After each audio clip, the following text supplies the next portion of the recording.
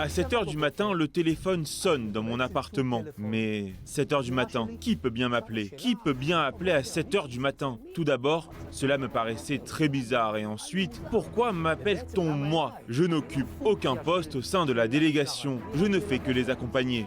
Mais moi, je n'ai entendu aucun coup de feu. Et les gens qui m'ont appelé, c'était la radio Kol Israël depuis Jérusalem. À l'autre bout du fil, une jeune fille me pose des questions les plus étranges. Dites-moi, vous êtes israélien? Oui. Vous habitez dans le même bâtiment que la délégation israélienne? Oui. Alors, pouvez-vous nous raconter ce qui s'est passé? Je me dis, comment ça, ce qui s'est passé? Qu'est-ce qui aurait dû se passer? Écoutez, dit-elle. Nous ne savons pas vraiment, nous avons entendu qu'il y a eu des coups de feu, des terroristes, que des athlètes israéliens ont été pris en otage. Donnez-nous des informations. Moi, c'est la sonnerie du téléphone qui me réveille à 7 heures du matin. Je n'ai pas la moindre idée de ce qui se passe à quelques mètres d'où je suis. Mais je lui dis, un instant, je vais aller me renseigner auprès du chef de la délégation. Il est dans la chambre voisine. Je vais aller trouver l'Alkin et je vais lui demander. Je sors de la chambre dans la rue Colonnestrasse. Je ne vois pas un chat, mais vu l'heure, ce n'était pas quelque chose d'exceptionnel. Je pars à la recherche du chef de la délégation, il n'y a personne. Je ne vois personne dehors. Je me dirige vers la chambre du chef de la délégation, je sonne à sa porte, pas de réponse. Je me suis dit, il doit dormir. Je reviens dans ma chambre, je reprends le combiné et je lui dis, j'ai honte de vous raconter ça aujourd'hui. Excusez-moi, mais ici, tout est calme, il ne se passe rien, tout va bien. Elle a dû penser que j'étais un peu fou. Et je me recouche. Je me recouche et... Mais où? Tout va bien, il n'y a aucun otage, la rue est déserte, dans notre immeuble, tout est calme.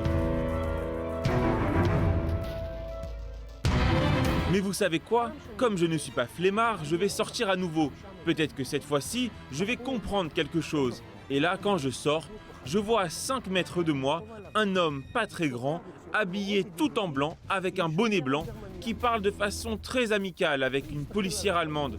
Il m'a regardé, moi je l'ai regardé, et je n'aurais jamais pu imaginer que, aux Jeux Olympiques, dans le village olympique, la personne que j'ai devant moi est un terroriste.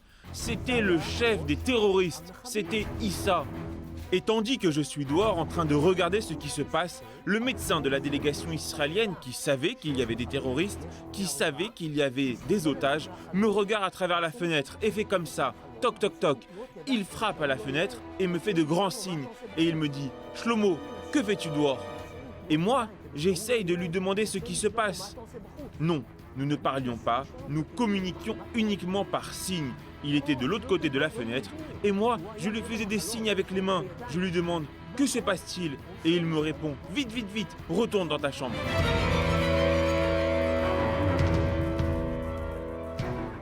Moi, à ce moment-là, je décide de quitter mon appartement et de traverser la rue. C'était en fait une rue piétonne. Je décide donc de traverser la rue et d'aller dans l'immeuble qui se trouvait en face, parce que de là-bas, je pouvais voir et filmer, photographier tout ce qui se passait chez nous. Mais malheureusement, l'immeuble qui se trouvait en face du nôtre était celui de l'Allemagne de l'Est, la RDA. Et l'Allemagne de l'Est, en 1972, est totalement anti-israélienne. Ils sont pour l'OLP, pour les Palestiniens. Ils m'ont refusé l'accès à leur bâtiment. Heureusement, un officier allemand de l'Ouest a accepté que j'y reste.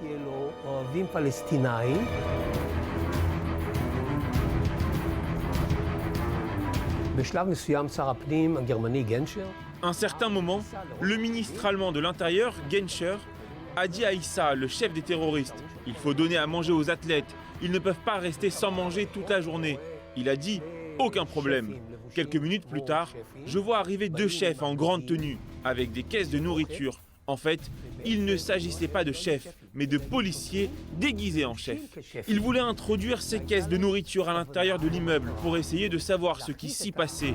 Mais Issa était tout aussi intelligent que les autres. Et il leur a dit « Non, non, vous laissez ça ici. » Et c'est lui-même qui a pris la caisse des sandwichs et l'a emmenée à l'intérieur du bâtiment. Oui, tout est filmé et photographié.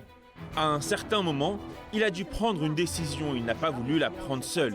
Il a donc appelé son adjoint, et cet adjoint, sans aucune honte, imaginez-vous un village olympique, il s'agit des Jeux olympiques dans l'Allemagne démocratique.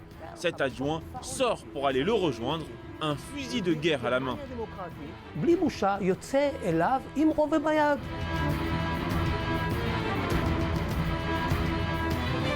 Tout le monde se trouvait dans la même pièce. Et durant les négociations, une fois, le ministre de l'Intérieur, Genscher, a dit aux terroristes « Nous sommes en train de négocier avec vous, mais comment savoir que vous n'avez pas tué tout le monde? Ils sont peut-être tous morts et nous n'en savons rien. » Il a répondu « Non. » Et je vois qu'on amène un Israélien à la fenêtre. Il s'agissait d'André Spitzer, qui en général portait des lunettes. Bien sûr, il ne les avait pas. Il était en tricot de corps, les mains attachées dans le dos. Et il lui a demandé « Vous allez bien ?» Et il a répondu « Oui, nous allons bien. »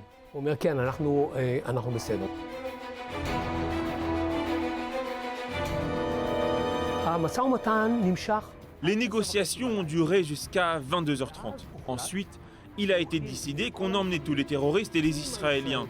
Sous nos yeux, on allait savoir enfin combien il y avait de terroristes. Ils se cachaient jusque-là.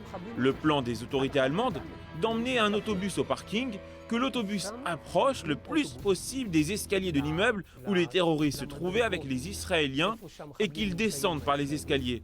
Et moi, je voyais tout ça, car cet immeuble était en verre, et je les vois descendre. Ils descendent au sous-sol.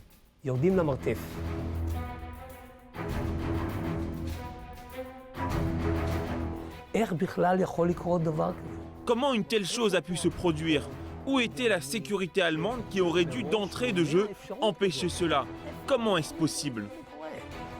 Le fait est que le lendemain, après l'arrêt des Jeux, ils ont repris la compétition. Le lendemain, comme si de rien n'était, 11 athlètes venaient d'être assassinés. Ils étaient venus participer aux Jeux. Ils ont été assassinés dans le village olympique, chez vous, et vous faites abstraction de tout cela. Vous continuez les Jeux comme s'il ne s'était rien passé.